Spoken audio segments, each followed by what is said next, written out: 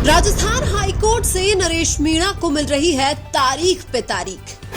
सबरावता कांड में असली अपराधियों को बचाने के लिए नरेश मीणा को फंसाना चाहते हैं प्रशासन और सरकार। राजस्थान में हर कोई पूछने लगा है कब मिलेगी नरेश मीणा को जमानत। नरेश मीणा ने फर्जीवाड़ा करने वाले एक एसडीएम को थप्पड़ क्या मार दिया कि राजस्थान में पक्ष और विपक्ष दोनों एक हो गए।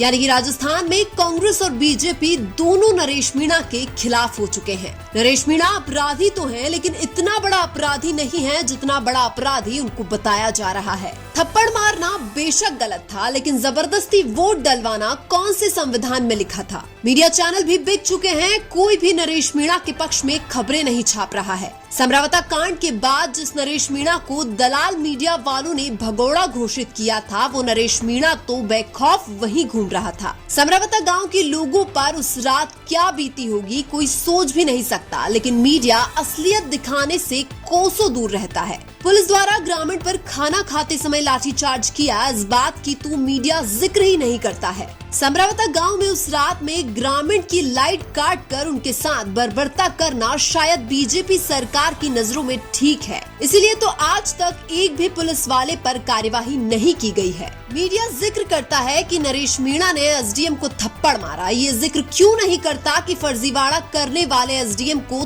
थप्पड़ मारा। बीजेपी सरकार नरेश मीणा के खिलाफ है तो नरेश मीणा को न्याय कैसे मिले। पूरा मीडिया नरेश मीणा के खिलाफ है तो नरेश मीणा की कौन सुने। कांग्रेस पार्टी ही नरेश मीणा के खिलाफ है तो गैरों से क्या उम्मीद करे। वो नेता आसपास भी नहीं दिख रहे जिनके लिए नरेश मीणा हमेशा खड़े रहे, जिनका नरेश मीणा ने जी जान से साथ दिया। उन लोगों ने नरेश मीणा के लिए क्या क्या नहीं कहा। नरेश ने तो सबका साथ दिया, लेकिन जरूरत के वक्त नरेश को सब अकेला छोड़ गए। हमने किसी का नाम तो नहीं लिया, लेकिन जनता को सब पता है कि नरेश मीणा ने किस किस का साथ दिया और किस किस ने नरेश मीणा को अकेला छोड़ दिया। कोई बेटा, कोई दोस्त, तो कोई भाई बना के नाता तोड़ दिया। मुसीबत में सब ने नरेश मीणा का साथ छोड़ दिया। फिर भी समरावता मामले में कई भाइयों ने जेल जाकर नरेश भाई को कमजोर होने से रोक लिया। नरेश मीणा ने तो पहले ही बोल दिया था, न डरे थे न डरेंगे, गरीबों के साथ अन्याय होगा तो उसके खिलाफ लड़ाई भी लड़ेंगे। हालांकि कभी कभी इंसान अपने हक की लड़ाई लड़ते लड़ते कमजोर हो जाता है, लेकिन नरेश कभी भी कमजोर नहीं होंगे,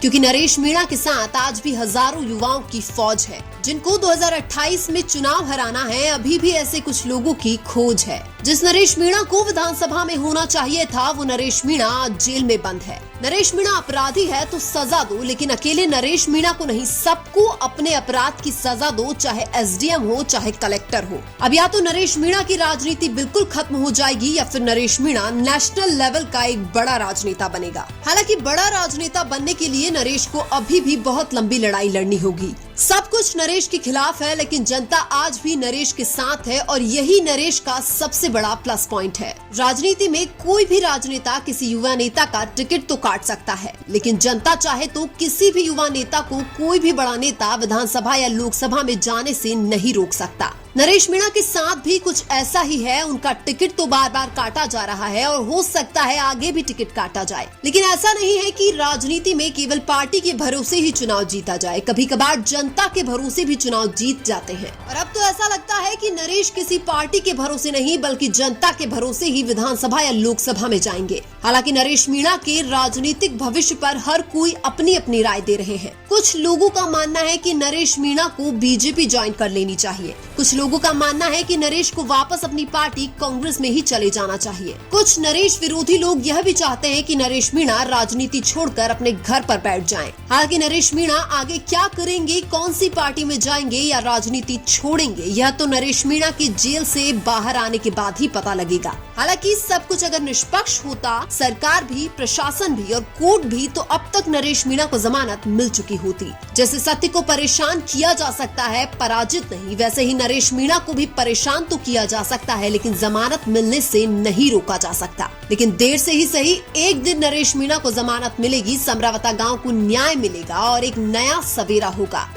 लेकिन आपको क्या लगता है, नरेश मीणा को इतने लंबे समय के बाद भी जमानत क्यों नहीं मिल रही है? कमेंट करके जरूर बताएं। वीडियो अच्छा लगा तो लाइक कीजिए और हमारे चैनल मीणा की आवाज को सब्सक्राइब कीजिए। धन्यवाद।